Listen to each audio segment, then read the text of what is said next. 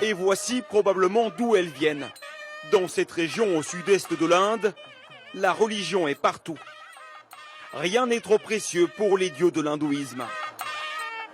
Les pèlerins les vénèrent en multipliant prières et offrandes. Et ici, le don suprême, c'est celui des cheveux. En signe de sacrifice et de gratitude, y compris pour les enfants. C'est la première fois que je donne mes cheveux. Et tu les donnes à qui? C'est pour les dieux. Il y a 2 mois, ma fille souffrait de la varicelle. Nous étions très inquiets et nous avons beaucoup prié en promettant que si elle guérissait, on viendrait au temple et on offrirait ses cheveux.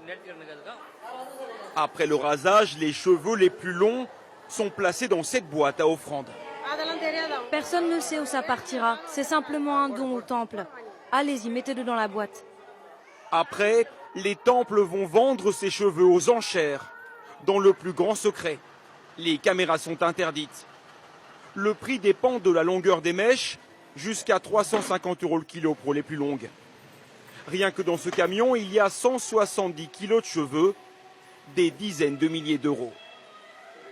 Les acheteurs, ce sont des usines spécialisées comme celle-ci, où des ouvrières transforment ces masses de cheveux ébouriffés en de jolies couettes.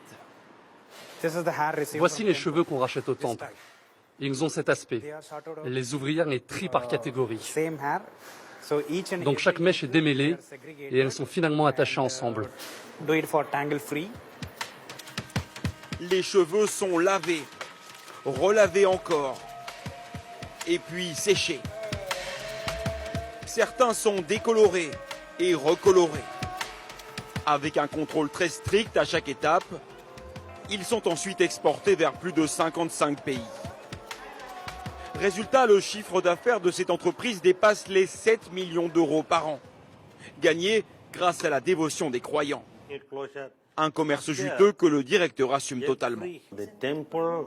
Les temples reçoivent les cheveux gratuitement des femmes. Et ils dépensent l'argent que nous leur donnons pour des œuvres de charité. Ils nourrissent les plus pauvres, ils financent des universités, des hôpitaux. Le fait d'acheter ces cheveux est une bonne chose, car nous transformons des déchets en produits d'exportation. Imaginez, s'il n'y avait pas ce marché, le temple les jetterait. Dans les temples, pour avoir le droit de se faire raser la tête, les croyants doivent même payer un peu moins d'1 euro pour cette offrande. Ils n'ont aucune idée de ce qu'il adviendra de leur chevelure. Vous saviez que vos cheveux étaient revendus ensuite? Ah non, ça je ne le savais pas. Si mes cheveux sont vendus, ce n'est vraiment pas bien. Seuls les responsables du temple savent ce qui se passe après. D'un geste de dévotion est né un business mondial. Dans quelques semaines, ces cheveux rejoindront